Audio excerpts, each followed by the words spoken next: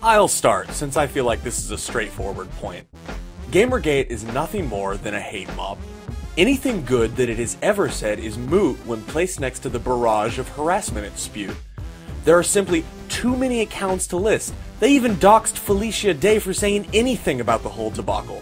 Newsweek went so far as to do a statistical test on the whole thing and found that more tweets with the GamerGate tag are harassing in nature than they are positive. That's a two-way street and you know it. For every instance of harassment from GamerGate, there have been two going to GamerGate. People are losing their jobs for how they feel about what amounts to a hobby. GamerGate is not about harassment. It's about honesty in journalism. About the freedom to express whatever you want through the medium of games. I'll go ahead and stop you right there. See, it doesn't matter what you say your movement is about, when the reality of what it is about is evident to anyone who critically examines it. You're scared that big bad feminists are here to take your toys away. You're scared that a few well-educated women are going to rip apart the gaming tapestry that you've woven, when that's really not what they're here to do. They're simply pointing out that perhaps many of your well-established tropes need some updating. Is that unreasonable? When sound was invented, the movie industry resisted speech too. It's the natural growth of an art form to move away from childish things and towards more mature expressions of art. Whoa, who gets to decide what is and isn't mature? What looks like superficial show-off flash breasts and bullets to you is a deep examination of reality to me. Look at No More Heroes.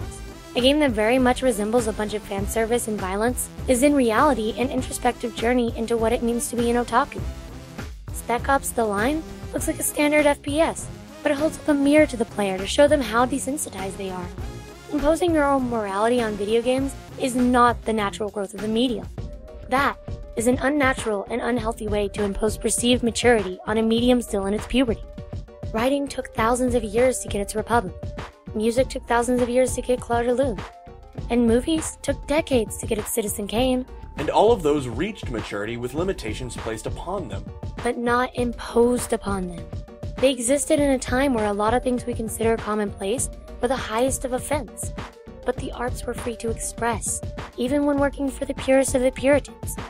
What's more is historically, when limitations have been levied on arts, works of rebellion flare up wildly. Look, all this highbrow talk about art history doesn't change the fact that GamerGate is defined by its harassment of women. No one is denying that there are problems in ethics about games journalism. There are problems with all ethics in journalism. And no one is saying that free speech is bad. The way I see it, GamerGate is at the height of hypocrisy to claim in one hand to want free speech, while in the other harassing women into silence. There you go with the harassment again. The difference between the harassment and the moralizing is that no one is debating that the harassment is a bad thing. No one is trying to enact social charge for a more positive view of harassment. No, the people saying this is acceptable and this is unacceptable are fighting to enact social change in games. Are you saying that games couldn't use a little cleaning up? No one is saying that video games are some perfect medium of equality and fairness. And I think we all can agree that better writing and character design in video games would benefit not only women, but men and gays and minorities and transsexuals.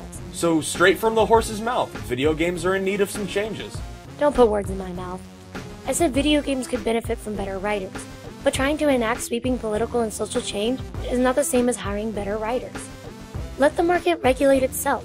The developers that want to make works of art will. And the developers that want to make Call of Duty and Dead or Alive Extreme Beach Volleyball will. If you don't like something in a game, don't buy it. Simple as that. You're missing the bigger picture here. Video games, as is, are sending a subconscious message to our society at large. When distasteful things become background noise, they start to be ignored and eventually accepted as the norm. We start to accept that beautiful women look a certain way and that power is equated with an ability to hurt others. The only way to actively fight these effects that have essentially become deep-seated is to have them pointed out to you. Think of it like ripping off a band-aid. It hurts at first because you see things intrinsically wrong with your medium, but it is necessarily the first step in fixing these problems. You are taking an abnormally huge approach here. What you're suggesting is so far beyond the scope of GamerGate that it's an entirely different debate. What you're talking about is social directing. What I'm talking about is a free market approach to video games.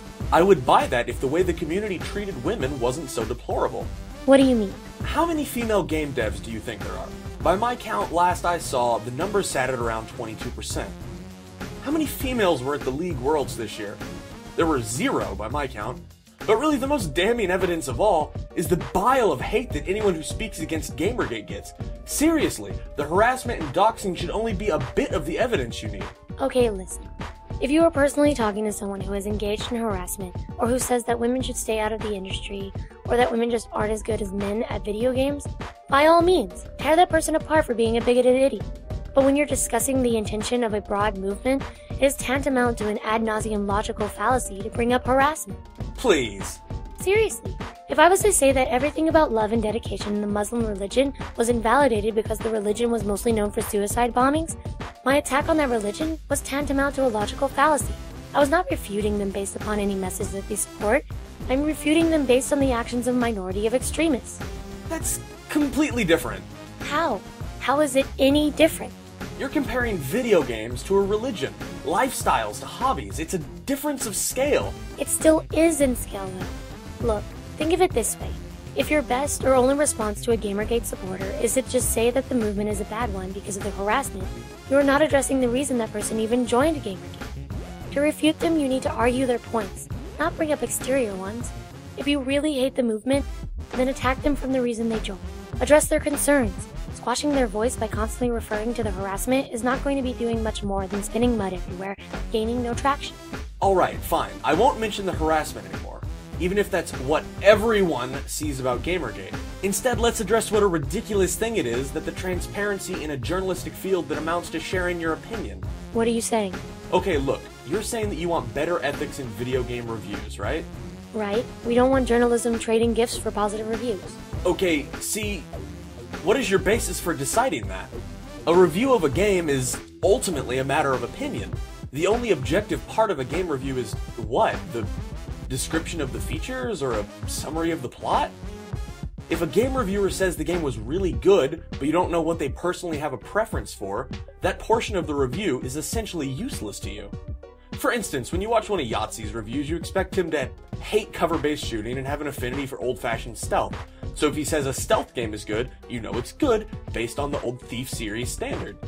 At the end of the day, you know that was his opinion. It doesn't matter if he had crazy sex with the developer while they threw money at him, if you take into account that all of game journalism is based upon opinion. It's completely true, in regards to the game in and of itself, but there are a lot of games that have received undeserved coverage because of reviewer-developer shoulder rubbing. So what? I beg your pardon? Who cares if a website gives preferential treatment to indie game number 6344? If that one hadn't received it, some other game would have.